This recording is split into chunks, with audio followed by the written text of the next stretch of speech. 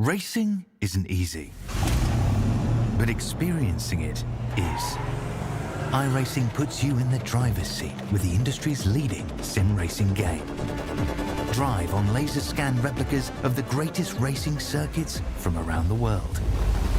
Go head-to-head against other drivers chosen by skill-based matchmaking to ensure competitive racing at every level. Compete across all your favorite series. In officially licensed cars, engineered to deliver the most accurate driving experience possible.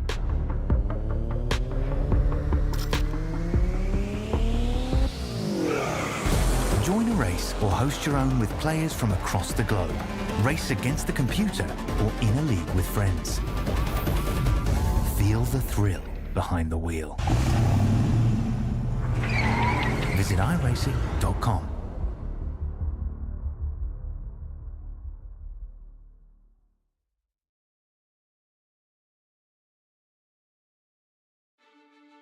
Welcome one, welcome all to SimSpeed TV. It is time, once more, in 2024 Season 1, to go for the Südspeed Sportscar Series. Dallara LMP2 action in a season that has brought us plenty of action, a bit of controversy, a bit of drama, yes, but plenty of fantastic racing. And we're here to crown a champion at the finale here at Watkins Glen for round 7. A classic American road course that these cars are absolutely suited for. Plenty of high-speed turns and lots of load going through the tires. It's going to be a fun night, and we hope that you stick with us the whole way through here on SimSpeed TV, live on YouTube, Facebook, Twitch, and Kick. Bringing it to you all live, it's me, Reese Gardner. Scott Rankin is with me in the comms box. Jay Kennedy is pressing all the buttons behind the scenes, doing all of the hard work behind the scenes at SimSpeed. Scott, we are just the voices. We're just yabbering away over these pixels. But I tell you what, there's some of the best pixels out there, especially when it comes to this track. I mean, you know, I get the opportunity on a Monday night to sit down and chat to people about racing, but one of the key themes that's come through that is, can you imagine any other game? Can you imagine any other platform where you feel as connected to everything that's going on? You don't feel the shock of a shooter when perhaps a grenade goes off right in front of you, a flashbang, but you feel the bounce of the tire. You feel the connection as you bounce across. You feel every undulation of the circuit, the rises, kind of like a season, the falls that happen along the way, the drama, the escalation of moments, and at the end of the race, the exhalation that happens when you suddenly realize that after 45 minutes you've been holding your breath the entire time.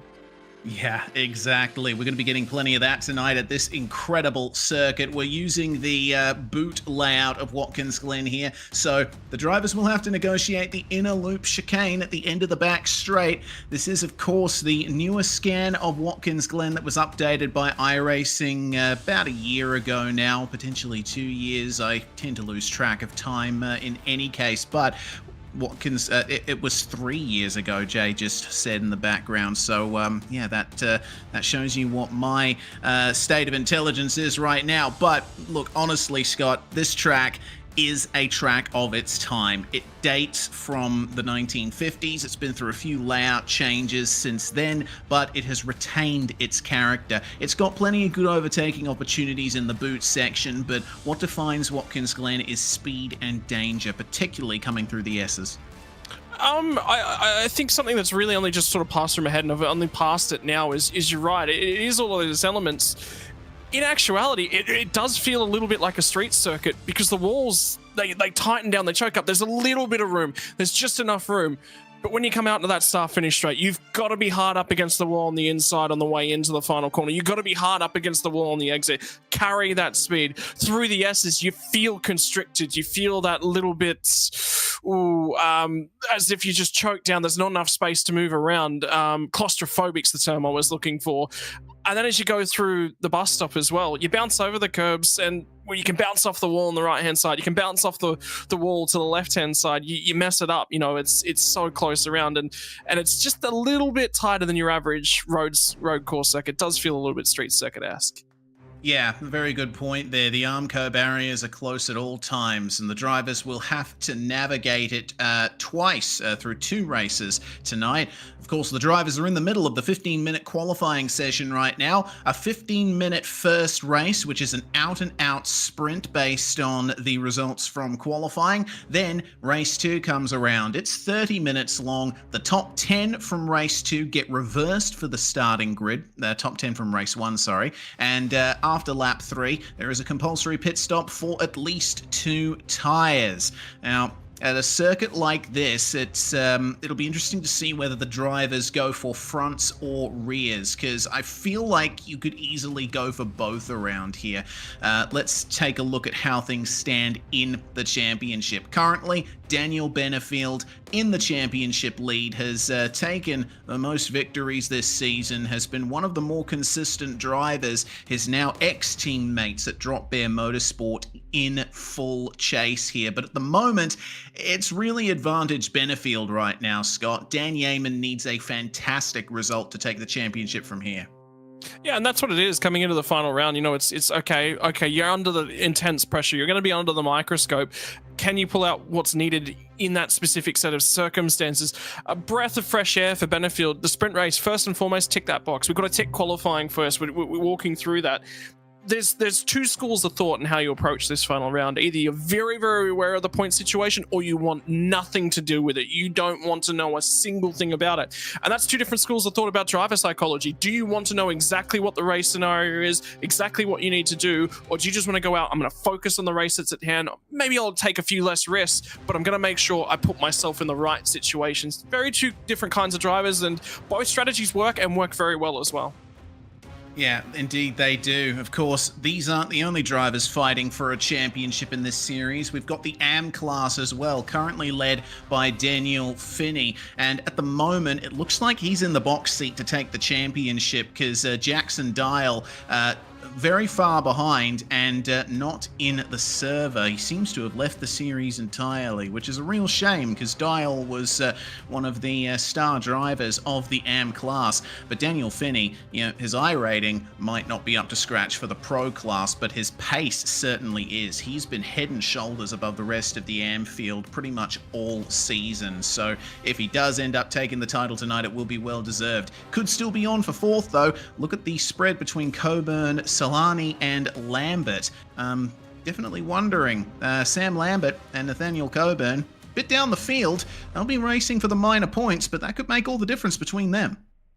Yeah, and it's more cars on track, right? More cars with more drama going on between them. There is a real interesting fact amongst sim racing is that there's always drama going on that track. It's very, very difficult to highlight it, but it's those little battles. It's that niggling thing. Some drivers have that memory. You did this back to me, turn 1, lap 1 of the season. I'm going to remember it until the very last moment. I'm going to make sure that I keep that in the back pocket. That sometimes tends to come out in the finale as well. Sometimes it's something from years ago. Drivers have got really long memories, and the smartest drivers of all know the right moment to play those cards back out on the table as well. It creates drama. It creates this sense of controversy.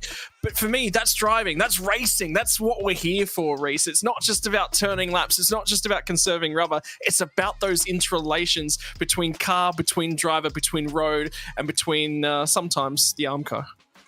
Yeah, indeed. The human story is big as well. Of course, Südspeed, the sponsor, organizer of this series. And if you're unaware of Südspeed, and considering the past 2 weeks, you should know a bit about them by now. Südspeed are an Australian-based manufacturer of sim racing gloves and apparel. They sell gloves and t-shirts, all very high quality indeed. I've got a pair myself. Our producer Jay has a pair too. Yep, Scott, you've got one as well. We love them. They're fantastic. And if you want a pair of your own, well, you get a special discount at Südspeed.com.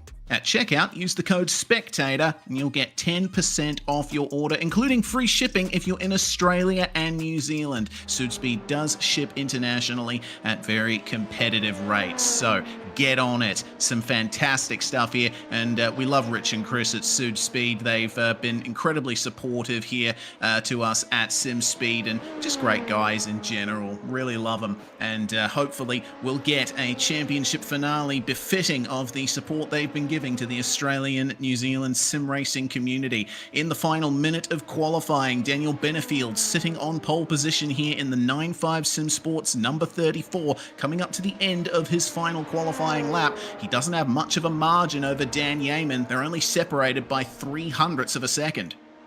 Yeah, it's going to be tight. Dan Yeaman just got a huge toe down through the first sector as well. Big long run all the way up to the inner loop, and then just beforehand had his teammate back out, so he's got a lot of assistance. It's now all down into Dan's hands, though. There's nothing more his teammates can do. The track's clear in front of him. He's got every opportunity to get every ounce of downforce out of that car, and now it's up to the driver's talent, the driver's skill. What's the final lap worth? The 6.77. He improves! It's pole, Reese! It's pole! Excellent stuff from Dan Yeaman in the final seconds of the session. Lockhart Brownlee behind him, his teammate, obviously helping him with the slipstream as well. Fantastic job from Dan Yeaman to take pole position for the final round of the season here at Watkins Glen. That came at exactly the right moment. Let's go through the grid. Dan Yeaman will start on pole position. Daniel Benefield, 0.05 of a second behind. Also on the front row. Brandon Groach is going to start in third place. Brandon was a championship protagonist last season. It's been a bit more patchy this season. Maybe he'll get a podium here at Watkins Glen, starting alongside Drop Bear Motorsports' Lockhart Brownlee. Seb Varndell, the reigning series champion, is going to start in fifth place alongside Drop Bear's Dylan Walker. And then we have Eric Fenson in the number 77 starting alongside Vinnie Newen for Frog Leap Juiced Racing. Daniel Finney, AM Championship leader, has also taken AM Class pole position here, starting alongside Henry Fenson, completing the Fenson Brothers Racing team. Owen Pyra is making his return to the series, starting alongside Sam Lambert. And then we have Dean Hunt, Nathaniel Coburn, and Mark Hallowell, completing a 15-car grid for this final round of 2024 Season 1. Bit of a smaller field than we were expecting, but the racing should be good. It should be intense. That's exactly what we've come to expect from this series. The drivers are just lining up behind the pace car now, and we'll be getting racing very shortly. Yeah. And what about this car? What about this season? What about, it comes down to the last few moments. It comes down to the last session of the season. It comes down to the last seconds of qualifying. What about the race, though? Something different to start and think about. And I'm just sort of watching drivers and cars now, and just my goal from this first half is go, okay, I don't have the data here. I'm a late addition, right, to the broadcast lineup. So my first thing is I'm ticking on who's looking after their car, who's got tires, was there any sort of fall off in terms of the lap pace, because that does happen in the LMP2 as well. You talked about it earlier on in the piece, fronts and rears. Well, there hasn't been any conversations about left versus right side tires. You're never going to take rights around here, but you just might take lefts instead of fronts and rears, Reese. Yeah, indeed. I remember asking Daniel Benefield about that a couple rounds ago at Mo Sport as we say hi to Owen Pyra's little one, top center on the Zoom wall there. Benefield actually said that it's much quicker to go for just fronts or just rears. If you try to change the tires on one side of the car, it actually ends up taking quite some time because the front and rear axles are done separately in the pit stop. So that might be one bit of strategy spanner in the works that isn't going to be thrown tonight. But still, anything could happen. We'll have to wait and see. Yeah, okay, well that probably locks it in. That was the key bit of information that is sort of locked away sometimes. And it's one of those things that you don't often, get an opportunity to have a look at is the uniqueness and bits and pieces. How often is it asked of a driver, change your fronts or change your rears? It's and those sorts of styles of strategies is just a little bit different. So something to just think about in the back of your mind is that that bring in and psychology in terms of the drivers. It's something I've never had to test on the car, to be perfectly honest with you, so something I've never really taken in. Now consider the other side of things. You talked about Finney, and you talked about his pace in the car. Well, his iRating doesn't reflect that. You're 100% right. But at the same time, everyone's got that car that they're really, really good at. Try and get me to shut up about that lap I once did around the Nürburgring in the 86. It's never going to happen. Yeah, for sure. And I won't shut up about my many exploits in the HPD LMP2 car back in the day.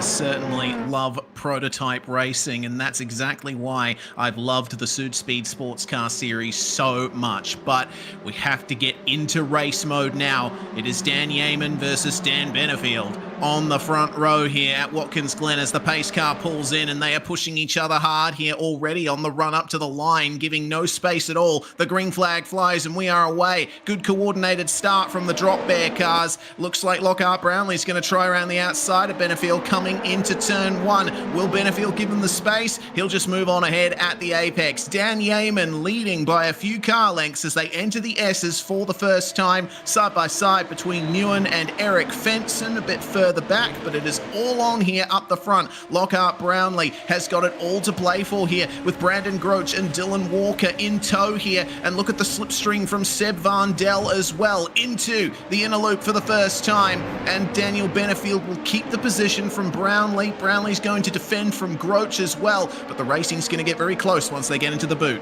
Yeah, but now here comes the dirty air. Now it's that playoff. There's not really a warm-up phase in the LMP2. The tyres are generally quite good and ready to go straight away, and you can see it. I don't know. Look, I'm going to go out on a limb and say I think Benefield, in terms of that one lap speed, I think he was probably a little bit quicker. But you know what? Dan Yeaman got a tow. Dan Yeaman got an assistance. And on a night where the champions decided you need allies around you, you need friends, you need guys you can rely on, and sometimes you'll just send it to the inside to fill that guy's mirror. Yeah, that's exactly what Dan Benefield tried on Yeaman, but it was nothing doing there. Benefield more to the inside early, coming through the left-hander there, but Yeaman will straighten up and get a slightly better exit. This final sequence of turns here is so difficult to get right. You can use some of the runoff area there, but you've got to be careful on the exit. There is no runoff to save you here. End of lap 1, and Dan Yeaman leads the way by 3.5 tenths of a second, as already into the pits we see Vinnie Nguyen. Something's gone wrong there in the Frog Leap Juiced Racing, number 14. Yeah, so that's a meatball flag. So something's going on there. That could be collision with the bus stop barrier. Remember, the driver's right up and against that one, and sometimes when you've got that limited visibility, and additionally you've got the lack of aero on the front end of the car. Yeah, he's hit the bus stop wall. The wall on the right hand side on the entry is what's done that one. That's exactly where I was expecting it to be, and it's just unfortunately just a turn in too early, expecting understeer, and well, sometimes you mistime it. Yeah, disastrous start for Vinnie Nguyen here. He was up behind one of the Fensons, and he vaulted towards the inside, and that absolutely destroyed the front of his car. Such a shame there for Vinnie Nguyen. He'll be starting on the back foot in race 2 as well if he can't make up time. Meanwhile, Dean Hunt trying to chase down Daniel Finney for the AM class lead here, currently fighting over 9th and 10th overall. Hunt's had a pretty clean start so far. He ended up making up the position on Samuel Lambert, who's starting to lose ground behind him. Let's see what he can do versus Finney. Remember though, Mr. Finney has a slipstream. Henry Fenson up ahead of him, so that's going to make things a bit more difficult for Dean Hunt. Yeah, and trickily enough, if you just keep half an eye on everything that's going on within that battle fact, it's like you said, Fenson doesn't really have that draft support now. He's lost touch with that lead pack. That could have been squabbling over the last couple laps. It could have entered the corner side by side. Somebody made a moment. Somebody squeezed off somebody else's momentum. That's all it takes. Once or twice, and then all of a sudden you're not with the lead group. What it does, though, is it means that Eric Fenson right now, if he can just stick with Seb Van Dell just a little bit, he's safe. But it's this battle pack on the next straight that'll be key. Here we are, Sam Lambert having to make way for Owen Pyra there.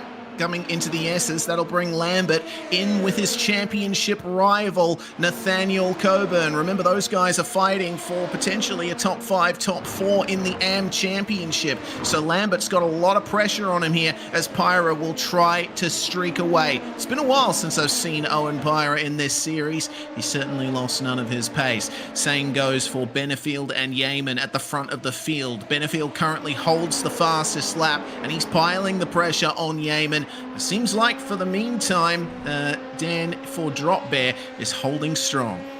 Yeah, but the key is, are they going to over-temperature? Are they going to over-pressure these front tyres? For Benefield, those tyres can go away from him. But have a look at how he's approaching the corners. They're both going about this in two very, very different methods. The line that Dan Yeaman just took down at the heel, that was a defensive line. If you go in very, very deep there, you can run it very, very wide, and you're not vulnerable under brakes on the inside of the corners. Very difficult for Benefield to get to his inside. So that says to me, psychologically, Dan's thinking rearwards. That gives Daniel Benefield, he's getting free rent out of Dan Yeaman at the moment. Could that come to blows? Yeah, certainly could.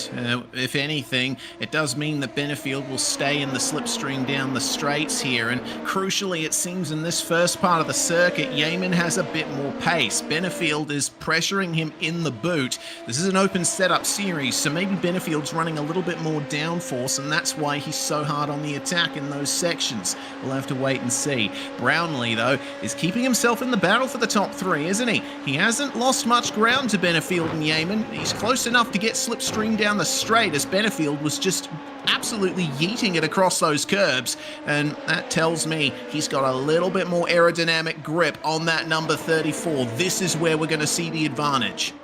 Yeah, but it's so difficult to get a pass done. You always talk about it in terms of setups. You've got to be trimmed out just enough to get that pass done. How many races have you done over the years, Reese, where you just go, I've got supreme lap pace in this guy, but he's so quick in a straight line. The best opportunities is coming into the bus stop on this track. It's so difficult with the high speed to get the job done anywhere else. And now there's a car in the fence. Oh, it's Sam Lambert. Oh, no. Lambert in his battle with Coburn will ultimately lose out on some big points in race 1 here. He's actually beached the car there. It looks like the right side suspension is destroyed. For the time being, we're not seeing any yellow flags or safety cars being called by race control, but this is how it happened for Sam Lambert. Just understeer on the exit of the corner and straight into the Armco. It's nearly as if he's copped a whack to the front of the suspension earlier than that, because that was horrific understeer. Nearly as if he wasn't expecting that when he went in there. And, I mean, he could have overcooked the fronts. He could have overworked them on those opening laps for sure, but it nearly feels like he was definitely expecting a lot more grip. It wouldn't surprise me if he's also had an incident in the bus stop as well. Speaking of the bus stop, this might be where Benefield tries a move. He's in the slipstream on Yeaman, but he doesn't get close enough. Look at how much he gains in the mid-corner, though. It's incredible, the pace that Benefield has through the corners here, but he just can't do anything about it at the end of the straights. Oh, this will be the dive right here. Benefield vaulting up the inside of Yeaman. He's going to put the power down. He'll try and get the run, and oh no, they make contact! Oh, my word. You just think about it, right? When it happens, when you come to the last round and you're so desperate to try and get that move done, it's, you know, sometimes you just misjudge it. And, you know, Dan's obviously just in good spirits. He's just going, that's what it is. You know, you race hard, you race tight, you put the pressure on someone. But Yeaman needed a result like this. It didn't need to come from these two going at each other, but they were the only two sort of matching each other for speed. So sometimes it'll happen, but Yeaman's got to score big points in this race. How's he going to do that now? Yeah, he's going to have to come into the pits and, get that damage repaired. Same for Benefield as well. I tell you, Reese, he actually doesn't have a meatball. He's actually okay to continue like that. Yeah, right. Interesting. Yeah, I don't know how to call this. I mean, obviously, Yeaman will be down on pace, but it doesn't seem like he's got too much there. Meanwhile, there is a mechanical black flag for Daniel Benefield, and looking back at that incident, it's difficult to call because Yeaman was, I think, assuming that Benefield would move to the driver's left a bit more out of the corner. Here's the move being done here. There is still some overlap on the exit. You'll see as they come off the curb, Yeaman starts moving to the left to widen the line for the next corner, but Benefield stays straight. I nearly wonder if Benefield didn't fractionally come over at the same time, though, because I agree with you coming off the corner. I think he held his line straight, but also at the same time, there was just a touch of movement, and it was late. It was very late. It felt like he wanted to squeeze Yeaman just a little bit, which is absolutely, I think that's what he needed to do in that situation. They come to blows. That's racing. You know, you're arguing for the same bit of real estate. If you can't, you can't settle in for that. It's disappointing it ended the way it did, but that's just good hard racing. It's the difference, I guess, between a supercar, between a touring car and a prototype, really. Well, race controllers weighed in and given Dan Yeaman a black flag for the contact with Daniel Benefield. So Yeaman will have to drive through the pits, unfortunately, he won't have the chance to take damage repair there as well. So in Yeaman will come immediately responding to that black flag, and I think he'll throw up his hand and say, yeah, look, I had my part to play and all that, so play on, boys. But for the time being, gotta wonder, what kind of comeback are we going to see from Daniel Benefield? Comes back out in 14th place after taking a fast repair, and I think he'll be looking for big gains here. Speaking of big gains, Brandon Groach trying on Lockhart Brownlee, now for the lead of the race. These guys were fighting over third before Benefield and Yeaman came to blows, and now Brandon, on his comeback to the series, is showing why he was a championship contender last season. Yeah, the difficulty now is, opportunity presents itself. Well, now you've got to take that opportunity and run with it. When that opportunity comes your way, how are you going to get it done? And the difficulty now is, think about the other side of the coin. We know that the drop bear cars are very, very quick in terms of a straight line. We haven't had an opportunity to relatively compare Groach's speed. Now we do. No toe versus a toe. Is he going to have a lot more downforce? And this is the question we're going to be asking. Remember, we're coming to Watkins Glen here for the 6 hour in just a couple of weeks as well, Reece. So this is a really, really good first dip at having a look at what the sets are going to look like when we get there in a couple of weeks' time. Yeah, indeed. A lot to think about coming up to future events here on the iRacing service. I mean, I'm loving the racing that we're getting here so far, though. We're 2/3 into the race now, entering the final 4 minutes. Can Brandon Groach get past Lockhart Brownlee and take a win at the final round? Let's see what kind of slipstream he gets up through the S's. This is where the draft starts to come into play, but Brownlee will likely go defensive here coming into the bus stop. There is a bit more speed there for Brandon Groach, and he side drafts off Lockhart Brownlee to get ahead at the braking zone, but Brownlee's going to keep it pinned to the inside. I mean, he's got the primary line through there, and that's the key. That's the reason why you want to defend on the running into the bus stop, is that the line through the corners is just straighter. There's a lot less risk. I think it's significantly more risky. You've got to be further forward. It's nearly 2/3 of a car length ahead if you're going to take that outside line through the right-hander there. So it's difficult to judge. It's difficult to position yourself, and I think Groach actually wasn't far enough, and he was always going to lose out. Lockhart Brownlee just had a big slide there on the exit of the toe of the boot, and that'll give an advantage back to Groach. Question is, does he have enough of a margin that he can maintain that? So with 3 minutes to go in the race, laps are about 1.5 minutes. I think we are going to have 2 laps to go when they come across the line next. And all of this fighting between Brownlee and Groach has allowed Seb Vandel to catch up as well. This is what it looked like on the exit here for Brownlee. See, he was just having so much trouble keeping control of the rear end there. Yeah, and the other thing, Brandon Groach just whacked the wall coming out of the last corner. Just on the outside, picked up the dirty air just a little bit too much. The car, it wasn't oversteering like Brownlee's was, but it wasn't necessarily high understeering as well. It looked like he just mistimed the turn into the final corner. All right, on board with Groach. Let's see how he did that. Oh, maybe he caught the grass a little bit there as well, or ran over the line, the painted line on the entry there. Yeah, fair tap to the wall, but these cars can take side-on impacts to the tyres pretty well. Here comes Dylan Walker, meanwhile. He wants to get onto the podium. Reigning champion Seb Vandel. He's certainly far from being a double champion in this series with the points total and the unfortunate results he's had this season, but he could still come away with a podium. So let's see what Vandel can do to hold off Mr. Walker, who absolutely burst onto the scene last season and was an early contender for the title. This is a very interesting fight. Yeah, and they're getting a little bit closer to Groach as well. And remember, there's probably going to be one more lap left to run. And this is deeper down in the pit with Dean Hunt. That's not an opportunity that opens every day. And it's very little grip up high on the entry to the carousel. So that should have been nice and easily done. Not quite by Dean Hunt. Fought it all the way down into the boot as well. Yeah, Henry Fenson there and the number 10 fighting with him, and around the outside, great exit there from the number 47.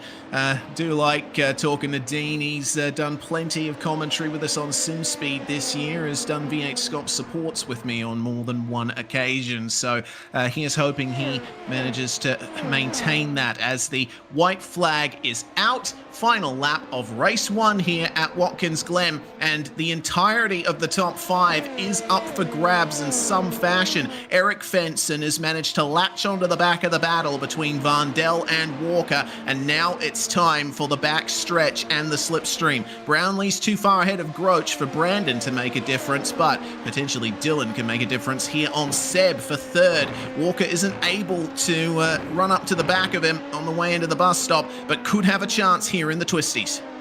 Yeah, well, the thing was, Vandel, he wasn't actually gaining on Vandel on a straight line, so that could be gearing related. He could have just been running on a puff at the end of the straight. It could have been also that little bit of toe that Vandel was getting from the cars up ahead of him as well, so he was getting stalled out. He's got a little bit more grip as they come down into the boot now, and has closed up a little bit, but too far back. I mean, they're both suffering from the dirty air. Look at the difference of lines, though, Reese. That's what I love about this sort of stuff, is difference in car setup, different ways you generate your speed, difference in lines as well. You can tell that you've got a good platform for racing when you can do that.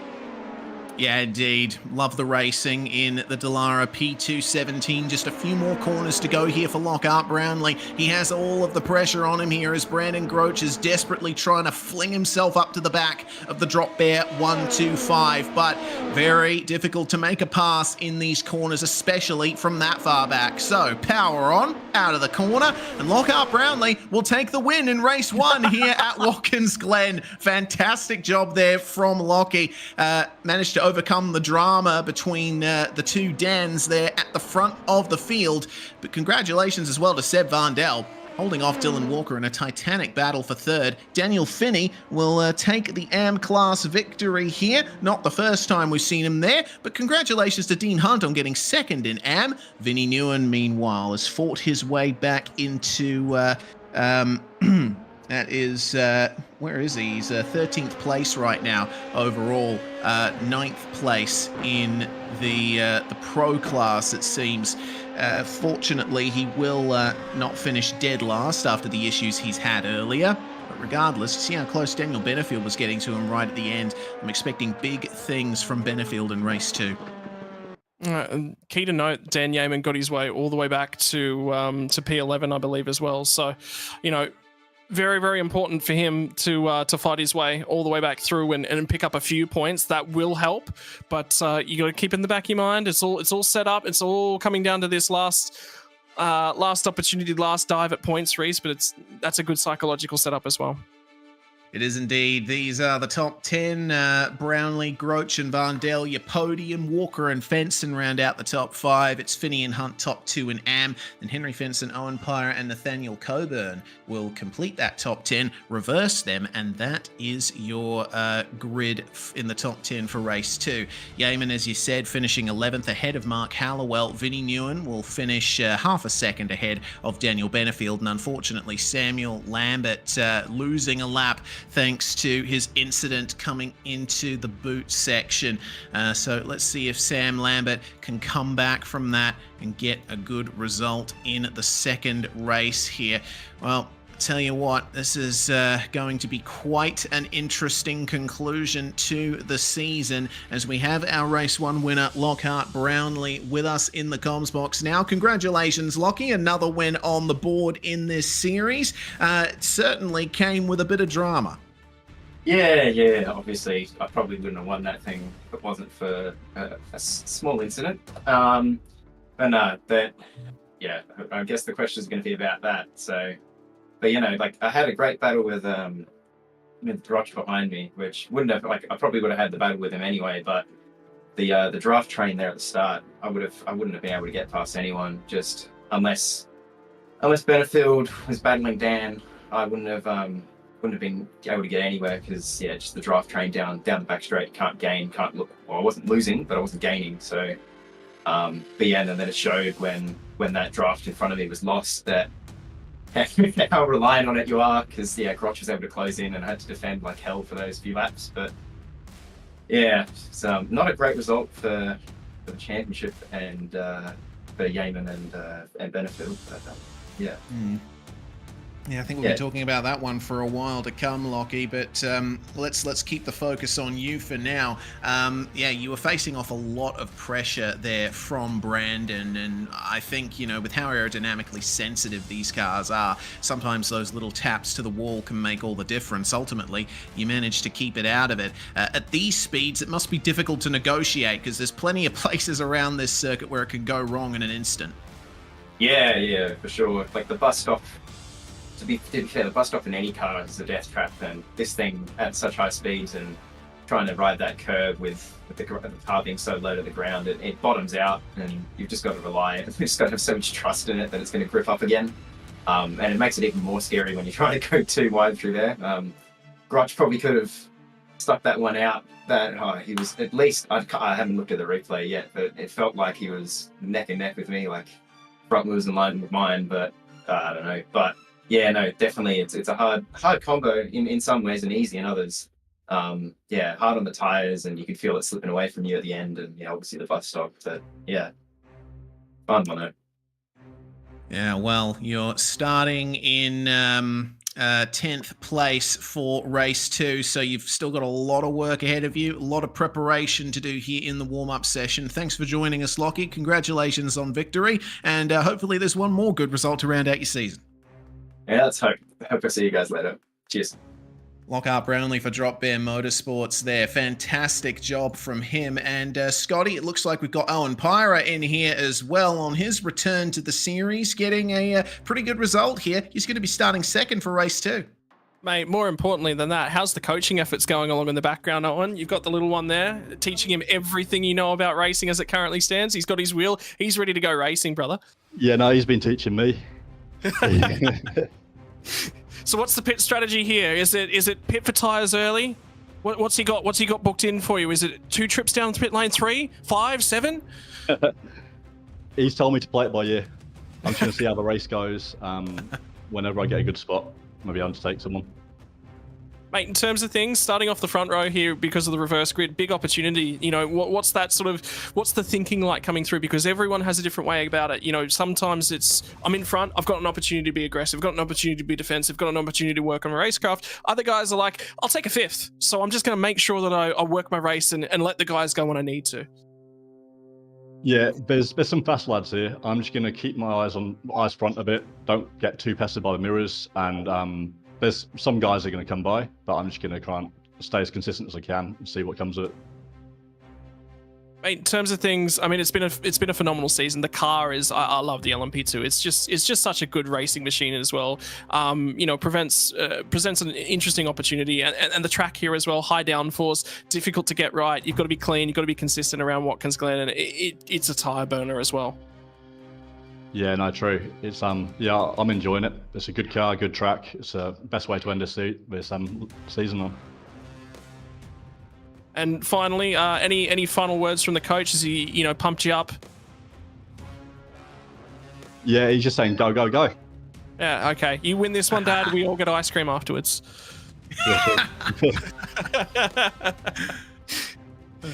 Brilliant stuff from Owen Pyra there. We'll be starting on the front row for race 2, and I love that. There's such a great community that's sprung up around this series. I know that you weren't there for season 1, Scott, for the majority of it, but man, I'm just amazed at the camaraderie that has sprung up around these drivers. It feels like a family at times, drivers that I'd never encountered before, and we've gotten some of the best racing we've seen on SimSpeed in a while.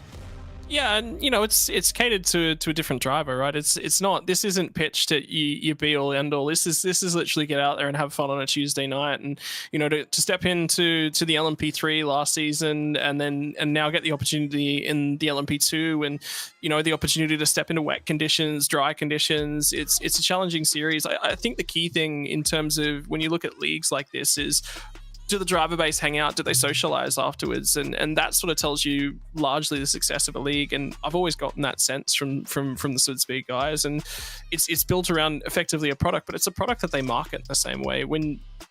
Yeah, sure, are we paid to be here by Südspeed? Yeah, but I'm not going to sit here and put my name on something and put my thoughts on something unless I believe in it. And I don't even have to do that. Richard and Chris have just built such a phenomenal community with such a sense of the drivers around them and the sense of the people.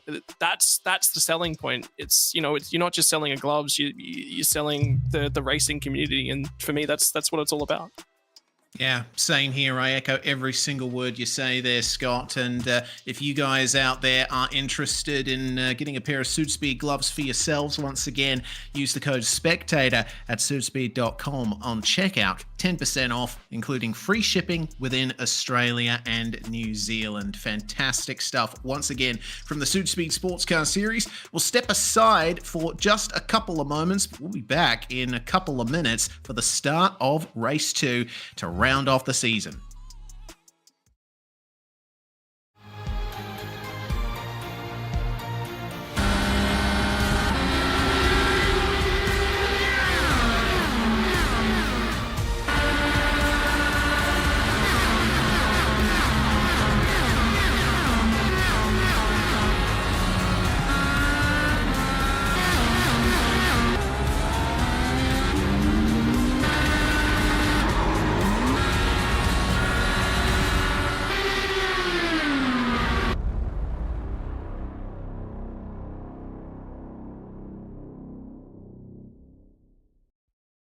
Racing isn't easy, but experiencing it is.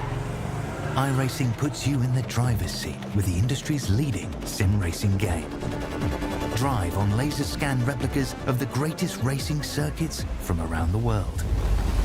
Go head-to-head against other drivers chosen by skill-based matchmaking to ensure competitive racing at every level. Compete across all your favorite series in officially licensed cars engineered to deliver the most accurate driving experience possible.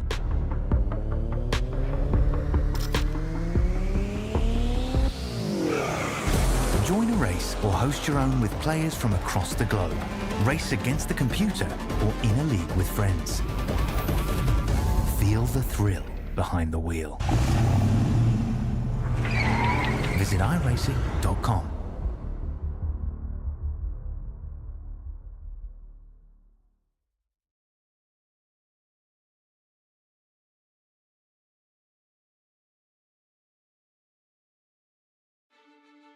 You're watching SimSpeed TV, the final race of the final round of the Südspeed Sportscar Series for 2024 Season 1. The 7th round has already brought plenty of drama.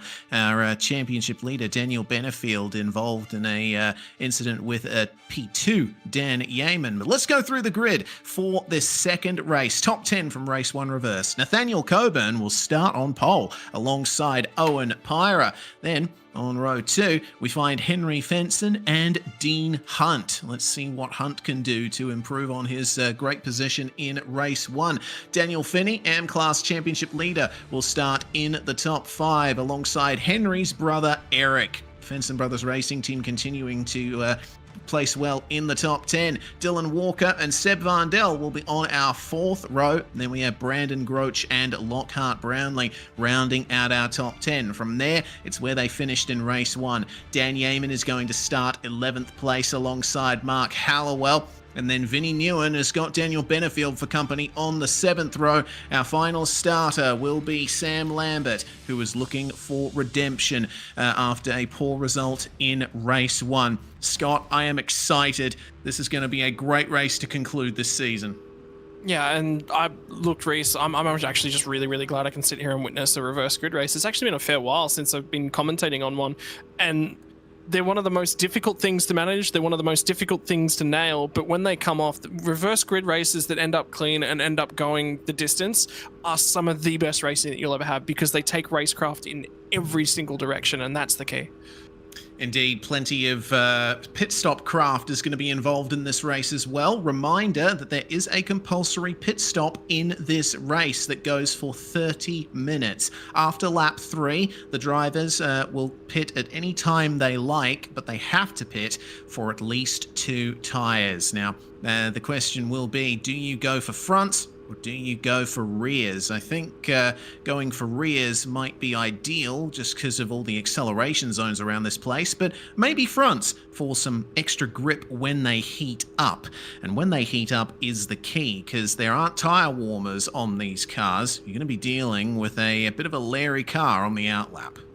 Yeah, but that's the interesting thing. It's either direction, right? If you don't take rears, she's going to wiggle around in the rear end. If you don't take fronts, well, you're going to struggle to get the car to start to rotate.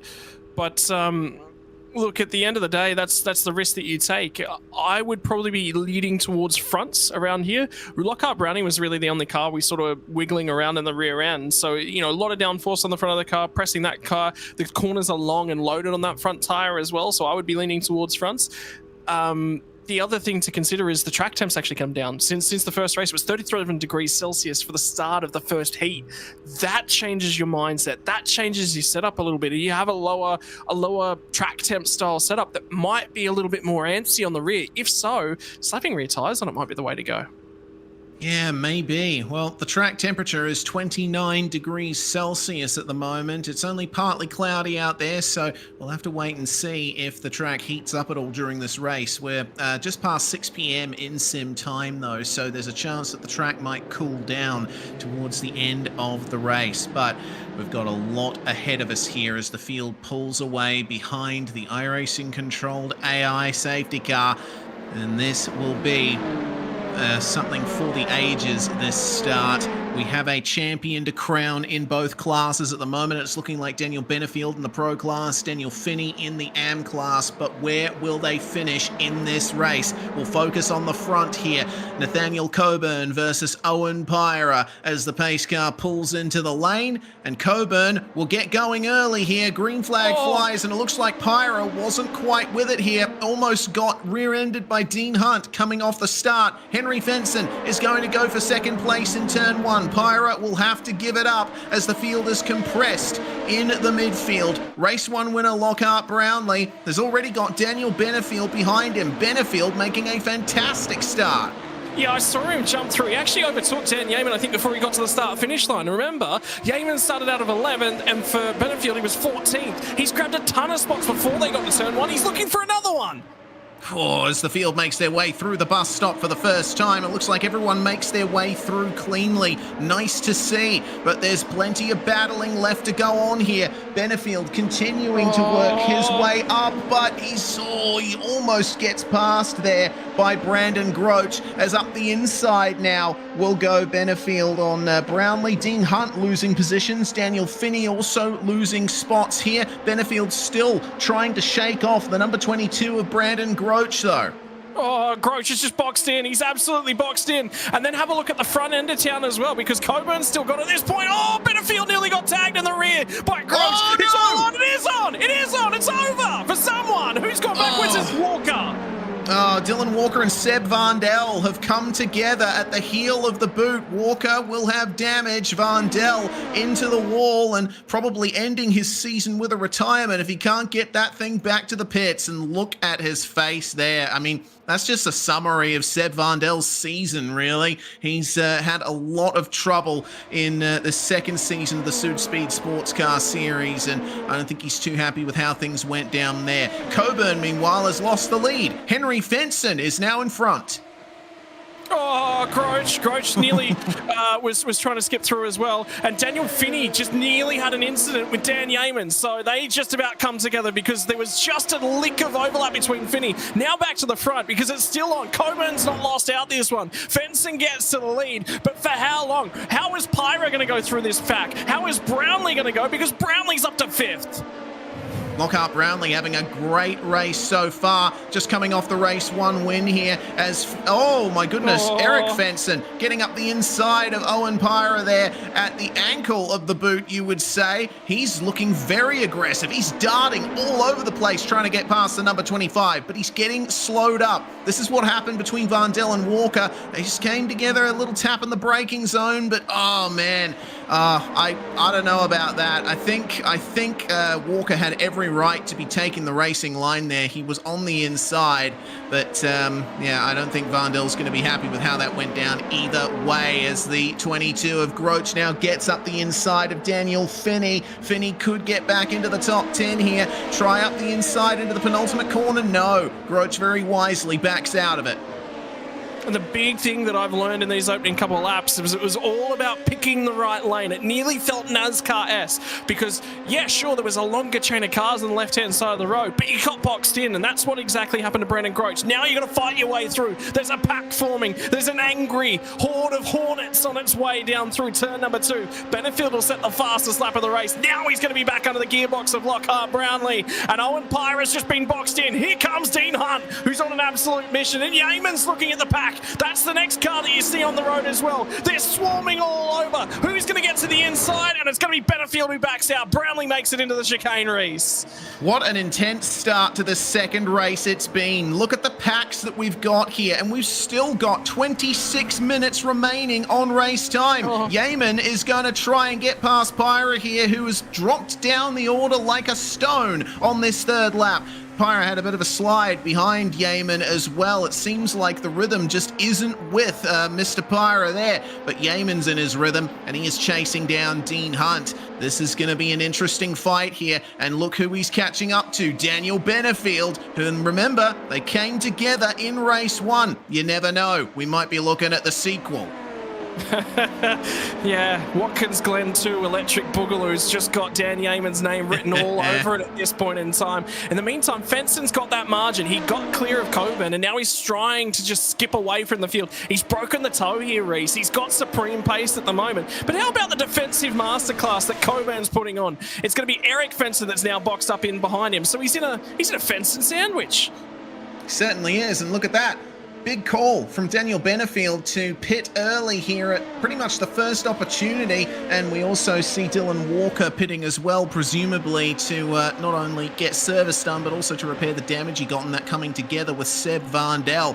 Eric Fenson, meanwhile, he's looking to try and make it a Fenson Brothers Racing 1-2. He's got the slipstream, but it stalls out. He hits a metaphorical brick wall, but Coburn will let him through, and Brownlee's going to be right there to take advantage, trying up the inside of the carousel. Here comes Dean Hunt as well. Coburn is stuck on the outside, but he gets the momentum back. Hunt is going to be side by side with him. Yeaman can't make a move.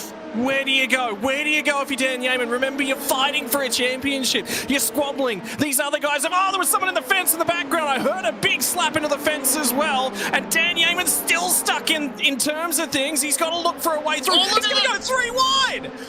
Wow, that's a brilliant over-under there from Dan Yeaman. He's at least going to get the position over Dean Hunt here. Later on the brakes, Hunt will let him go into the heel of the boot, but Dean's going to try and keep the momentum up. He's still in it. Yeaman getting a little bit squirrely on the exit of the boot section, but Coburn looks like it's the metaphorical cork in the bottle here. He started on pole. He's fallen all the way down to 4th, as it looks like it's Vinnie Nguyen who's spun around. He's just lost the place to Mark Hallowell as Eric Fenson and Henry Fenson trade positions. Henry is gone for the pits. Here comes Dean Hunt. Meanwhile, Yeaman's trying to keep an eye on things here. He's going to go defensive versus Dean Hunt. There's so much going on right now. Yeah, and the key is thinking in the back of your mind, Benefield's gone to the lane here. Tyre wear, Watkins Glen, it is a factor. Don't discount that. It is a very, very hard place on that left front tyre. It cops an absolute hammering. Looks like Yeaman's finally got the run and got it done. Dean Hunt's going to come and have a go. No, backs out of it. Looks to quash that move. So Yeaman's got the inside. Where does Hunt go? Does he file through as well? Yeah, he does. Yeah, Nathaniel Coburn, I think, recognizing there's a big pace difference between these guys and him, as Benefield is already back out on the track after taking his early pit stop.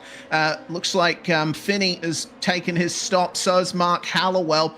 Brandon Groach and Dylan Walker joining Henry Fenson and Daniel Benefield and having gotten their pit stops out of the way. Henry currently in 9th place, getting chased down by Benefield. We're going to see what happened here. It was, oh dear, that's the Frog Leap Juice Racing car of, I believe that's Nguyen, who went for a spin there in the exit of the boot section, potentially getting tapped around there. It's just super hard racing here at Watkins Glen. Even the slowest corners around this place are ridiculously fast. And of course, Nguyen has Südspeed gloves on hand, as do quite a few of the drivers in this series. Same here for Sam Lambert too, who's running the new design inspired by Alpha Tauri, as Eric Fenson comes into the pits there. And that's going to clear more than half the field in the pursuit for the CPS. Yeah, and that's quite critical as well. And I tell you what, Benefield got by Henry Fenson as well. That's incredibly important in terms of that race strategy, that race pace, because that was a battle that was effectively on for the lead. The problem for Benefield, he's come in, he's slapped on cold tires, but he still managed to overtake cars on that strategy. The problem now, he's going to have the oldest tires at the back end of the race. If Yeaman's got something to throw back his way, if Brownlee's got something to throw back his way, he's going to be on that older rubber. The fall off's not going to be quite as high as you maybe think it would be, but it will be a factor. Do not count that out. And Eric Fencer's just come out of the pits, by the way, in front of Benefield. Yeah, but of course, two of his tyres will be very cold, and Benefield has the momentum coming out of turn one. How hard is Eric Fenson going to fight this here versus the champion-elect of this second season of the Südspeed Sportscar Series, defending on the inside into the bus stop? Benefield's going to have to wait for another opportunity here. I tell you what, Benefield took 0.3 of a second out of Yeaman and Brownlee on that last lap. So I reckon, just based upon those numbers alone, he'd probably clear them. He would be the effective race leader as it currently stands. But it'd be really tight to Lockhart Brownlee. It'd be exceptionally tight as it currently stands. So that sort of keep that in the back of your mind. But in terms of things, I mean, those tyres, it'll be a critical factor. Him getting held up on this lap with the dirty from Eric Fenson is not insignificant. That will have another factor to play in this race as well. Yeah, indeed. Of course, these cars do produce the majority of their downforce through underbody aero, but dirty air is still a factor at high speeds. Benefield just trying to make up little bits of time there as Van Del back out on track after his lap one incident, setting the fastest lap there. He's going to just be doing qualifying laps to the end to try and gain something, anything out of this final round. Entering the final 20 minutes of the season, and Benefield is still gaining on Eric Fenson for the effective race lead right now. This is going to be interesting coming up through the S's. It looks like Benefield didn't get the best of exits there from turn one, but he'll come back on the straight. Yeah, it's timing that run, getting underneath somebody's rear wing, getting there at the right time, being in the right position. But remember, he's not got the quickest car in a straight line. So now it's just about settle yourself in, do the right thing for your strategy at this point in time. What about back up front? He was faster. Benefield was faster by 1/10 of a second over Lockhart Brownlee that lap, but Yeaman was actually the quicker car out of the lot of them. The problem for Dan Yeaman is he was a little bit too far back. If these guys can sort of work together on this lap and perhaps give that slingshot to Yeaman, this could be very tight on the pit lane exit. It's going to be tight no matter what happens. And, well, 7 minutes into this race, there's actually, sorry, my apologies. My timing's running exceptionally long. 11 minutes into this race. She's going to be a tight one as we head towards the mid-stage. Indeed we are. Well, it is a drop bear Motorsport 1-2. Lockhart Brownlee and Dan Yeaman as Owen Pyra makes his way into the pits there. Another starter on the front row here was Pyra, but he will fall behind thanks to this.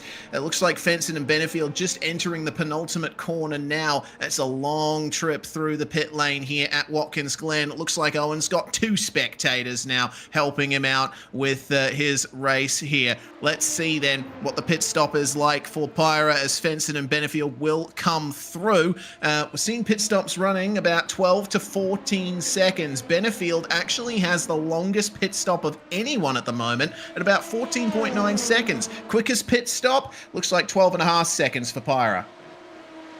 Yeah, so good job by him, in and out. And the other thing that popped through my head, boy, I'm glad he has those VR goggles on. It'd be so hard to race if he had kids running around him. The VR goggles is probably a big lifesaver in his world. Yeah, I'll bet. If I ever get to the point where I have a little mini race running around, I might have to invest in a VR headset. You never know. But we'll keep an eye here on Daniel Benefield, still stuck behind Eric Fenson, not able to make any gains on the straights. But through this sequence, through these flowing corners, this is where he starts to make the gains. But will he want this car ahead of him? It is going to be helping his lap pace. He's going to be getting some extra slipstream, which might help him in the battle with Brownlee and Yeaman. But I'm just looking at the lap times, Reese. I think his tyres are starting to go off. I actually do think his tyres are going off because the performance is going net downhill in terms of things. He's starting to lose a little bit to Brownlee and Yeaman. What's going on in terms of the race strategies at the moment is Benefield committed to the undercut, and he went hard on that. He went at the earliest possible moment. Now, when you're in that sort of a strategy, you got two ways to go. If you come one lap later, he's got you. He's got the undercut done, and he was ahead of you out on track, so that was never going to work. Now, if you're in Dan Yeaman and if you're in Lockhart Brownlee's shoes, that means you've got to transition to going as far as you possibly can in terms of this race. You're going to be on cold tyres come near the tail end. The other side of the coin is you go 50-50. You split it down the middle, you get the best tyre life, you get the best performance. But never is it always just a simple solution. There's going to be tyre fall off in the middle of there. I think Yeaman's looking after his tyres the best. He's definitely got the assistance of Toe. But yeah, you've got to commit to one strategy and you've got to commit hard. Indeed you do. They're just the picture of calmness at Drop Bear Motorsport. It's the opposite picture in the battle between Fenson and Benefield. Daniel had the slipstream down the straight and drew alongside Eric coming into the bus stop, but had to back out of it. Fenson was staunchly defensive on his way into the corner there. So let's see if Benefield has anything to play for in this section of the track. He's closer than he's been in a while, so let's see what he can do. Just rotate the car in the mid corner, straighten it up, get a good exit for this short straight down to the heel of the boot, but Benefield just doesn't have the momentum. He is going to try and psych Fenson out in the braking zones though. He's got to do something, right? So what that was about is not about getting a move done. It's not about even psyching him out and making a mistake there. What it's about is I need to break him somehow. I need to force him to cover me a little bit. Loses a touch of momentum, gives me an opportunity, and this will be releasing Yeaman. So Brownlee's done his job. He's towed his teammate as long as he needed to. Gave him a big old helping of that draft down the straight, and now it's Dan Yeaman's. Go, buddy. Go chase it. What can you do? Yeah, what can Dan Yeaman do indeed? Fenson breaking the draft here versus Benefield. We're about to reach the halfway point of the race in just 8 seconds time. Let's see what happens at the end of this straight here. Benefield was continuing momentum, got a good exit from turn 1. He has the slipstream now, just needs to stick behind the number 77. And is this where the move will be made? No, he doesn't go for the slipstream. Interesting stuff there from Benefield. Yeah, so again, that's psychological. That's saying, all right, I think I'm faster than you. I'm not going to play your games. I'm going to play my games. And my games is I back myself in. The problem he's got is he's got to get a little bit closer off the carousel, then get a little bit closer down here, potentially fire it into the toe, but ultimately likely set it up and target either the heel or coming back out of the boot. Those will be his best two opportunities. Yeah, indeed they will. And, you know, the way things are going right now, if things stay as they are, Yeaman and Brownlee, when they do pit, will come out right with Fenson and Benefield. It's going to be a very high stakes on track battle to the end of the race when those drop bear cars decide to pit. Yeaman, he has been released by Brownlee and now has the fastest lap of the race, 1 minute 32.5. That's 2/10 quicker than Benefield, who's now trying here on Fenson. Oh, does he have the momentum to go for it at the final corner of all places? You don't usually see passes into there, but Benefield's done it. Yeah, all triggered off a mistake. Remember what I said? He'd set it up coming out of the boot. Well, it was a mistake. It was a Fenson mistake that led to an opportunity. And again, he was close enough. He checked him. He put him in a bad situation. And then he just fired it down the inside. And you know what, Reese? The other side of the coin, Yeaman just took a second out of him. That fuel is burning out in both of those two drop bear machines up at the front. They've got a lower fuel amount in that car at the moment. It's translating to lap pace. He lost a second to Dan Yeaman. Yeaman could still win this thing. And you know what? Lockhart Brownlee might even be sitting second effectively right now. It is so tight. Yeah, certainly is. Benefield has got it all to play for here. He's going to have to pull out all the stops to try and take victory in the final race of the season. He still has the championship effectively locked up at the moment, but there's battles going on further behind. This is this is Henry Fenson, alongside Brandon Groach. Eric and Henry both pitting some time ago, and Brandon Groach is on the same strategy as Henry here as we have our first drop bear car in the pits out of the top two. Brownlee is the one who will take it. Yeaman and Hunt are now the only two cars left to make their way into the pits. And this is a water tester, Reese. This isn't about actually trying to do too much. This is telling Dan, how long can you go? If he's got the lead and he comes out right now and he's got those fresher tires on the number 85 machine, perhaps he can fill some dirty air. It can give an opportunity. But where does Brownlee come out? This is really, really critical because he's going to come out about a second in sort of that range relative to Dan Yeaman. And right now he's crossing the pit lane exit. This is going to be super tight. I think he's going to pop out ahead, which means you just say, Dan, you're pitting next lap. You're pitting next lap, confirmed, we've got the lead. Yeah, indeed. So Daniel Benefield now may have a chance to make his way past Brownlee if he keeps this momentum up. Remember, Brownlee still has cold tyres on either the front or the rear of his car. We're not quite sure which the drivers have taken, but it's just amazing to see how close the battling is, even at this now late stage of the race. The number 10 of Henry Fenson still trying to keep Brandon Groach behind him, and you see just how scrappy they both were through the bus stop. Even on these older tyres, it's going to be an absolute death trap. Does Yeaman come in this time? He does indeed. So this is the critical moment in the race. I'm not sure if Dean Hunt's going to follow him in, but Dan Yeaman has put all of his cards down on the table. Will Daniel Benefield be able to beat him on the total? And now it's about ticking those boxes off. Needs to be an aggressive pit lane entry. Why? It's just tight enough. You can't afford to give up any time. You don't want to come out level with your teammate because that complicates the whole situation. So you've got to be aggressive on the pit lane entry. You've got to be every bit of momentum to the cone. Pull it up in the box. How many times have you seen a driver come to that final pit stop of the season? It's critical. It's a critical stop. They've got to pull it up right on the marks in the box and they miss it. And then they've got to grab a reverse and then they've got to get it in. But Dan Yeaman has ticked all of those boxes. Now, what can he do on the racetrack? Yep, just nail the exit from pit lane and you'll be through. And he comes out in the lead of the race, the effective lead at least. Dean Hunt is still out on track. He's going to be the last driver in the season to take a compulsory pit stop. But Yeaman has done everything right here, and he has got a solid 2.5 seconds over Benefield right now. That is 1.6 seconds over his teammate Lockhart Brownlee. So now that all of the cards are on the table, and it looks like Daniel Benefield's going to have to start throwing punches if he wants to get anywhere. The tyres are gone, Reese. The tyres are gone. The edge has gone off of them, and that was the risk that he took. He recognised he was in a box, and he needed to find a way out of that box. It was a risky option to take. When you cut open Pandora's box of the undercut, sometimes the tyre life doesn't go your way. That sometimes you look like an absolute hero because of what you've done. He took that risk. The risk versus the reward. What was the risk? Well, you're going to have bad tyres at the tail end of the stint. The reward, the undercut, cut your way through traffic, a reverse grid race. That's so key. He tried everything. He threw what he had at them, and it didn't come up trumps.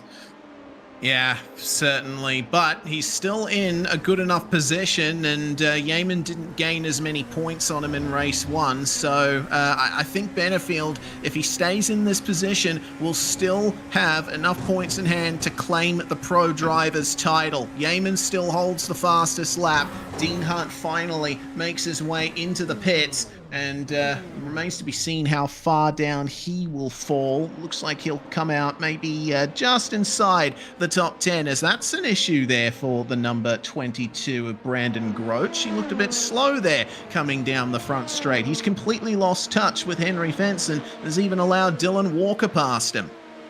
Yeah, a tricky one. I think it was a moment out of the last corner, actually, as well. So that would certainly explain why he was offline there. Yeah, he had to lift, and I think he ended up getting into the barrier at the final corner. And now he's going to be slow. Dean Hunt will be all over him.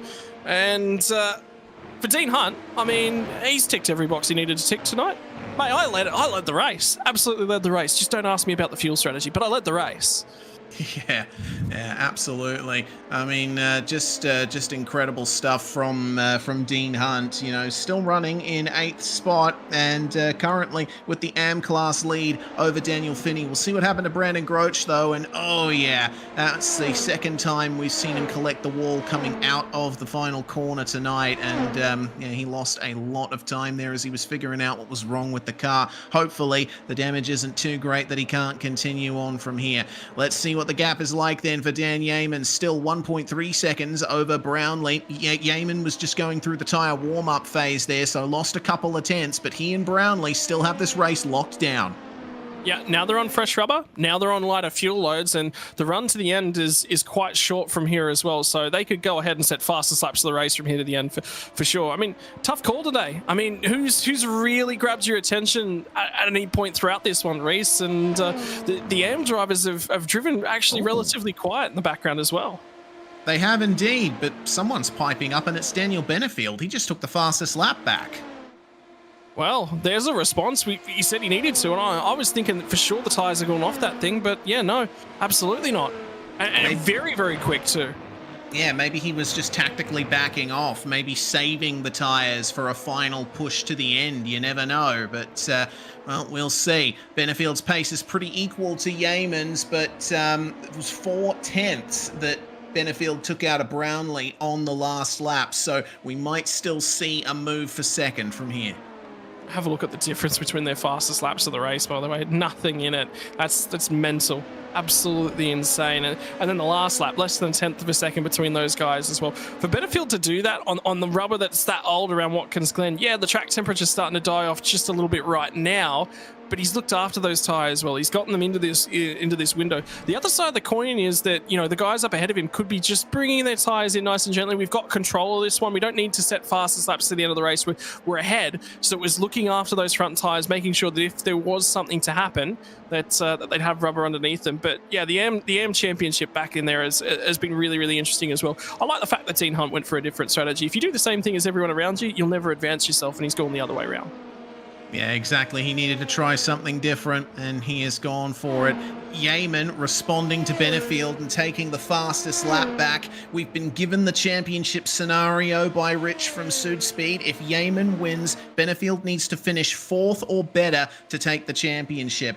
And considering how things are going at the moment, Benefield doesn't need to do anything. He has the championship in hand. But if he wants to try and pass Brownlee and make his way up into second, he's got to make sure that he does it cleanly, because if he and Brownlee come together, that's the championship lost.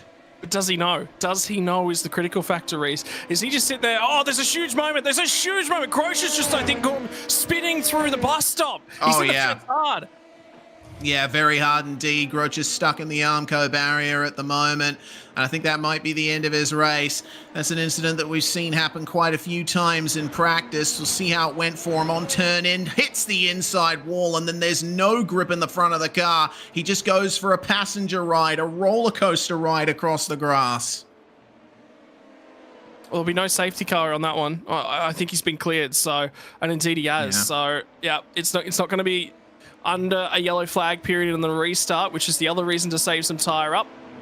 But yeah, look, I mean, they've done a phenomenal job. They've put themselves in strong positions. And then how about your AM class? You know, it's led by Dean Hunt at the moment. We said, you know, had to go a different way on the strategy. It's worked, and he's 5 seconds out of Daniel Finney. So that's a great response late on in this piece.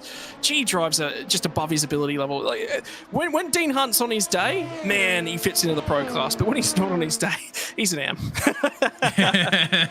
Yeah, I don't think he'll disagree with you too much on that. Hunt's form has certainly been patchy this season. However, we can't take anything away from him in this round. Swap for position between Vinnie Newen and Owen Pyra. Meanwhile, Newen getting into the top 9 as Eric Fenson will continue to hold off his brother Henry here. It's been a good result here, or a potential good result for the Fenson brothers. They have been consistently competing in the top 10 in this series as Fenson almost found the wall there on the exit of the carousel. Yeah, now time to really sit down, nut up, or shut up in terms of this battle. It's deeper in the field as well. Pyra's driven a reasonably good race. I'm just been watching him. You know, Vinnie Newen has driven. He's been in the fence in both races. He's not had an easy night at the office, but he's also come back a little bit and tried to respond. But Pyra's starting to make some real gains here. He took 1.5 seconds out of him on that. Sorry, my apologies. Pyra lost a little bit of time on that most recent lap. Was actually the other way around. I was just about to say Pyra's doing a phenomenal job. Yeah, scratch that. I might have got my numbers wrong. Indeed. Well, the Fensons are going to trade spots here. Eric lets Henry go. It seems like Henry's the one with the faster pace right now. 3 minutes left on the clock, and this might be 2 laps to go, might be 3. There's a margin of a few seconds, but it looks like 2 laps are indeed remaining. Lap times here running about 1:32 at the front, and it was about 2 minutes and 58 seconds when Yeaman crossed the line. So we will have 2 laps remaining in the Südspeed Sportscar Series for 2024 Season 1. And Yeaman is doing everything right now. He's maintaining that gap to his teammate. Again, losing a couple of tenths over the last few laps, but when the gap is that large, over a second, you don't need to do much more. Yeah, it's just make sure you drive it clean. You know, the other side of this starts to creep back in. It's the age-old thing. You know, at the end of an important race, you start to hear noises that you've never heard before. You start to think, oh, I've never heard that in the sim before. That's something going wrong.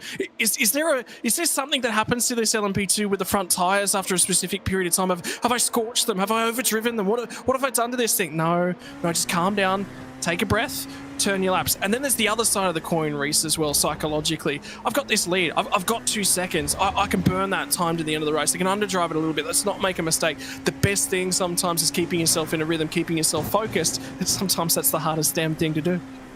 Yeah, indeed. I know I've certainly had plenty of races like that, but Benefield is starting to gain on Brownlee here as the white flag flies. Oh. Barney is waving it, and Brownlee lost a couple of tenths to Yeaman over that lap. I think he made a mistake somewhere in the boot. He's going super wide out of turn 1. Would have picked up an off track there, but is that going to be enough to hold back Daniel Benefield? This is going to be an interesting sequence of events here at the end of the back straight. Lockhart Brownlee will go defensive. Benefield once again not gaining much in the draft. He's running more downforce. He's going to back out of it, but will he have a chance later on in the lap? I tell you what, Brownlee sent that through the bus stop. He was so deep then. How he kept the car on track, I'm not 100% sure, but he took a lot of risk right there. And the other side of the coin was Benefield. He gained time in the last 2 sectors. So this from right here to the end of the lap was where he was supremely quick. We noticed it earlier on, but have the tires of a lower downforce setup. That's always the key. Less load, less grip on the front. Oh, Sometimes slide for Brownlee. Oh, that was a big slide there, but I don't think it's enough for Benefield to gain an advantage in these final few corners. See how late Benefield is on the brakes. Gained so much in that braking zone, but again, I don't think it's going to be enough. He is absolutely flinging it into the slow corners here, trying to take advantage of the downforce of his car, but he can't ruin his championship run in the final couple of corners. The last lap is about to conclude. Dan Yeaman is going to take victory in the final round of the season, but finishing third behind his teammate Lockhart Brownlee, Daniel Benefield is officially crowned the champion of the Südspeed Sportscar Series. Yeah, I mean, good drive from all of them around. I mean, Lockhart Brownlee, though, what a performance. Wins race 1. Does he get lucky? Absolutely. But, you know, the age-old thing, I've heard every excuse in the book, Reese, and then some that probably were never written anywhere. Some with a few expletives in them and some with that are just, wasn't just good enough here tonight.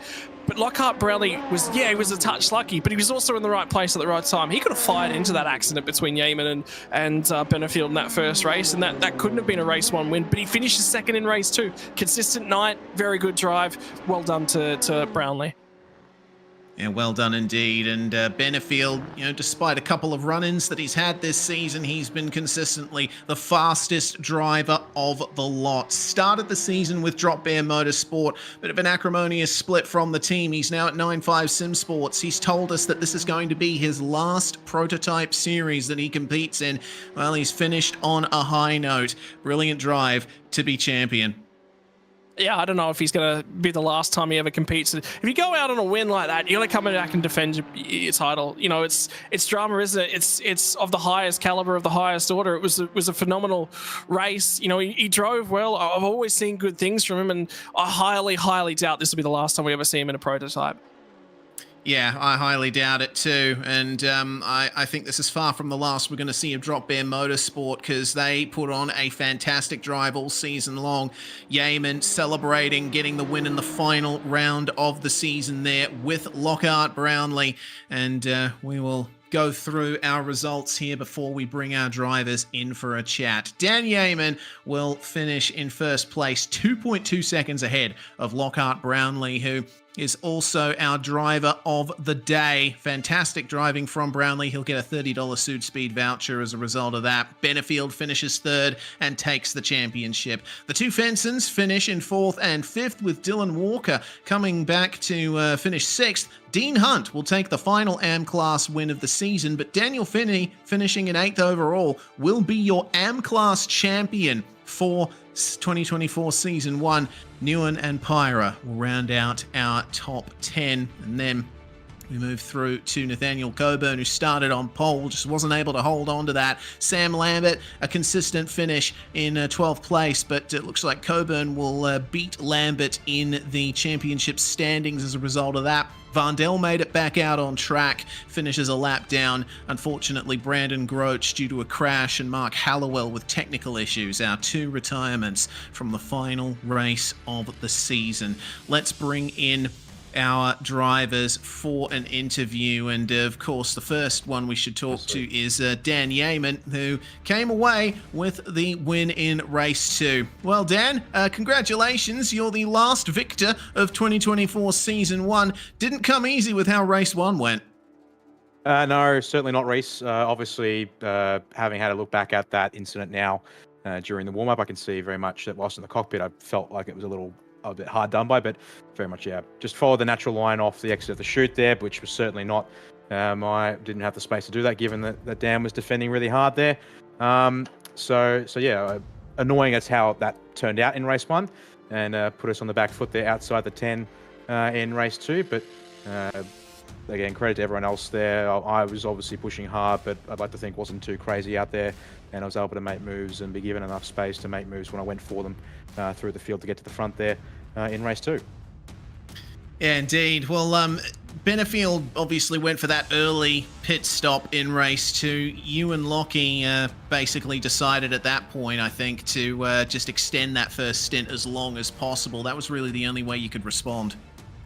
Yeah, obviously traffic there at the start, with everyone still packed up and out of water with the invert 10, does make it a bit complicated there, of course. And then, we were going to keep an eye on incidents on track in case anything did happen, so we could get in before the pits got closed by an iRacing safety car. But when it looked like the field was spreading out and we were good to go exactly there, we just said run it long. We tried pitting early last time out at Laguna. That cost us a chance to really fight with Dan for a win there 2 weeks ago. So just seems to be running long in clean air was beneficial to us there, and definitely helped out be able to send Lockie in first, Lockhart behind me, in first to make sure he'd come out in front, and then I could follow him in the next lap there to make sure I was all clear. Well, Drop Bear Motorsport with a very successful campaign in this season of Südspeed. When the championship comes back, I'm sure we'll expect you guys there too. I certainly expect so. Yeah, Lockhart was the one that really had a keen interest in racing this. He considers himself a bit of an LMP2 specialist in many respects, and certainly has had great pace at times. Honestly, quite surprised by how I had personally ended up going, and it was great to be able to bring Dylan Walker aboard the team during this season. So yeah, should there be another season of this, I expect we'll have a couple of cars back on the grid once again, should it return. Well, before we let you go, Dan, the floor is yours. Any shout-outs or sponsors you want to thank? 100% to the boys at Drop Bear Motorsport, especially, of course, Lockhart and Dylan racing in the series here to finish things off tonight, as well as a couple of guys chatting with us in the background and helping keep an eye on things as well. Big shout out to all of them, as well as just the rest of the team in general. And everyone that's part of that. To our team partners in Coasty Engineering Solutions, Bowler Media, Hybrid Racing Simulations, Revolution Race Gear. Big shout out to all of them for being on the car and allowing us to have the nice looking paints that we do. And then to you guys, broadcasting series, we can look forward to watching it back despite the drama of race 1. But then, of course, this whole thing is entirely possible thanks to Chris and Richard for putting it on. So a big thanks to the both of them for being able to run the series and open it up to all of us. And yeah, certainly I think they've done a pretty good job, and look forward to seeing what they do next later half of this year. Yeah, I look forward to it too. Dan Yeaman, the last winner of 2024 Season 1 there. Next up, Scott, we have Lockhart Brownlee with us, who, with the win in Race 1, is our Südspeed driver of the day. $30 Südspeed voucher coming your way, Lockie. But yeah, I'll leave it to you, Scott, to ask him the questions. Mate, obviously a good run tonight. Like we talked about you after Race 1, you know, the intersection of talent and opportunity, right, is Race 1 win, but Race 2 was about the team. It was about what's best for those around me, and sometimes, you know, it's supporting the team, man, and the relationships you guys have got over there at Drop Bear Motorsports. It's so key to that. We just spoke to Dan a little bit about that as well. Yeah, it was a good race. I would have liked to win, but Dan had the pace on me anyway. But yeah, no, definitely. Well, I was doing what I was told, basically. Testing the pit stop helped out a lot because we weren't sure where we were going to come out with in relation to Benefield there, because obviously we went longer and had traffic issues and even the traffic issues as well, and we don't have full faith in our overlays. So yeah, no, I was the guinea pig to see where we came out. So it worked in the end. He got the win. I think I got the round win there, I think, as well. So yeah, I'm happy with that. It's good fun. Mate, in terms of things, I mean, the LMP2, Dan just said, you know, you consider yourself to be a little bit of an LMP2 specialist. His words, not mine. No, they're my words too. Mate, but it's an interesting package. The car, it's realistically, in terms of the iRacing thing, it's effectively a cup car in the way that it drives, because it's single make, single chassis. There's none of that bickering about the BMW is better, the Dallara does this better. You know, there's none of that. It creates interesting racing. It's high speed, it's high downforce with that cockpit as well. It's not an open wheeler of sorts. It is just a prototype. It's just an exceptional platform to go racing on. Yeah, for sure. Like it's a lot of fun when you go into a 24-hour event. You know what you've got. It's not going to change on you. Whereas with the other classes, you could be practicing for months and then, the bob's changed and you're out of contention. So yeah, no, I've loved the LMP2. I need to get into the GTPs, but I kind of just stuck with the LMP2 because I put in the hours over COVID and haven't had a lot of time to really nestle in and get stuck in with the GTPs and get fast in them yet. So I'll get it eventually. But yeah, no, I love the LMP2. It's a unique car in the sense that it's not got all the gizmos of the hybrid and all that, but it's got enough downforce and it's a nice even balance between mechanical grip and downforce that it makes for fun racing. And you can obviously around this track and a bunch of others on the service, you can follow really closely and have some nice battles. And yeah, it's quite reliant on the driver, whereas with maybe GTs and GTPs, maybe you get a little bit of an advantage out of the car choice, and you don't have that here. So yeah, it's good for Südspeed puts on this championship. There's not a lot of chance to race this thing in many other leagues in Australia. So yeah, thanks to the guys at Südspeed. Yeah, it's been an awesome series. Yeah. Mate, and then I was going to say, the floor's all yours to thank those that make it possible right the way around. And I think you've said Richard Mayer and Chris Ruddle, and I'm going to mirror those statements as well. Yeah, and obviously thanks to the team, thanks to Dan and everyone in our team that does setups weekly and all get around each other and obviously help each other with the race. And thanks to Cozy Engineering and all the sponsors that go with Drop there. Wouldn't be possible without them. So yeah, and wouldn't be possible without everyone showing up every week, and obviously Südspeed for running it. So yeah, thanks for having us. Excellent stuff from Lockhart Brownlee. Before we chat to our champion, Daniel Benefield, we'll give the spotlight to Daniel Finney, who manages to take the AM Class Championship here. Fantastic job, Daniel. And, what a season it was from you. Oh, thank you very much. It's... it feels like it's a bit of a series of attrition, to be honest with you. Other people dropping out of the series, other people having bad races, just... You got to be in it to win it, so I don't think I've particularly had the pace on the people I've been battling in the championship, but just being there, I think that's what's got me there in the end.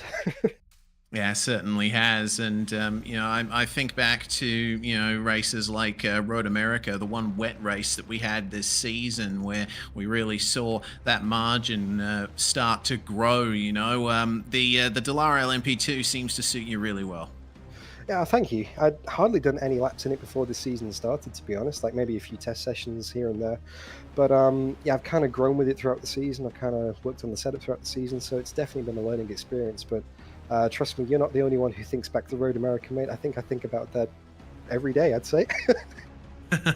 Of course. Well, can we expect you to be here next season to defend your title? Hopefully. I obviously depend on what the guys at Südspeed organise. Nothing's been confirmed yet, but Richard and the guys, Richard and Chris, always put on a good show, put on a good event. So I'm sure whatever it is they organise, it'll be good fun. And now looking forward to seeing what's on the cards. Anyone you'd like to thank before we let you go, Daniel? Oh, definitely. Well, first of all, Südspeed for having me in this series, for the gloves and for all the support as well. Next Level Racing for supporting me and my YouTube channel, making it possible with the rig that I've got. Obviously, the YouTube channel. Everyone who's watching on the stream, who's watched me all season, and who's basically been my pit wall and watch the broadcast and tell me what everyone else is doing on track. They're the real stars here of telling me what to do. But and of course, my mum and my dad, they'd be pretty annoyed if I didn't mention them. No, they wouldn't, but yeah, you know what I mean. You got to thank your parents. But no, and you guys for putting on a great show on the broadcast. It's always fun to watch it back the day after. It absolutely is. Pleasure to be a part of all of this. Daniel Finney taking the AM Class Championship, and now we have our Pro Class Champion in with us to round off this broadcast. Daniel Benefield joins us now. Daniel, a bit of drama in race 1, yes, but you had enough points in hand and got a nice consistent podium to round off a fantastic season for you. Yeah, I just went out to enjoy racing tonight, to be honest. I didn't really care for the championship. I just wanted to enjoy racing for the last time in the prototypes before focusing on the Cup car and the V8, really. Yeah, indeed. Well, regardless, prototypes have been your bread and butter for the majority of your sim racing career, that and the occasional open wheeler as well. So you're going to be missing these cars much? Naturally. But at the same time, not really. I don't really like how they drive on the tire model. Like I hate Watkins Glen. I hate driving this track because it's all management of the front left tire because you just burn through it so quickly. So there's parts that I will miss, but I won't miss it that much. I've been doing it for so long now that there's not much to miss. Oh, well, regardless, a championship title is yours, and the floor is yours, Daniel. Is there anyone you'd like to give a shout out to for making all this happen? So all our sponsors at 9.5, Synsport, so Racecraft, Turn In Apparel, RSW Graphics, Racing Ears, and Prestige Cinematography. Daniel Benefield, the champion of the Südspeed Sportscar Series for 2024 Season 1, and that's going to bring proceedings to an end here, Scott. Another great season in the books, and I'm just looking forward to next season too. Mate, what a night in terms of the racing action. That was brilliant. I love Watkins Glen as a track to go racing at. It's tough, it's tricky, you know, it's got lots of areas to really exploit and show your pace. But yeah, what a night, you know, sums up a season really, really nicely, sums up a community. And yeah, look, I'm tempted to get the rig back out next season on Tuesday nights to come race here, I think.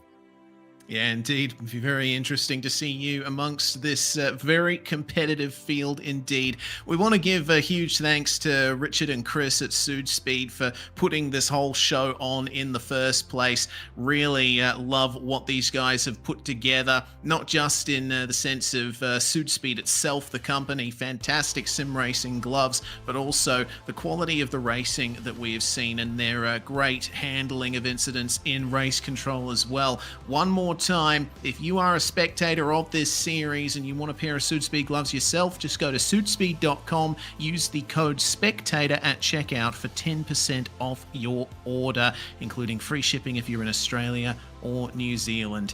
Big thanks to everyone involved, the drivers, race control, and of course Jay at SimSpeed for being here 100% of the way, bringing you these live pictures. I'm Reese Gardner. Scott Rankin joined me in the comms box for this final round, and Jay, of course, behind the scenes here at SimSpeed TV. Wherever you're from, wherever platform you're on, we wish you a very good Tuesday evening, and we'll see you next time.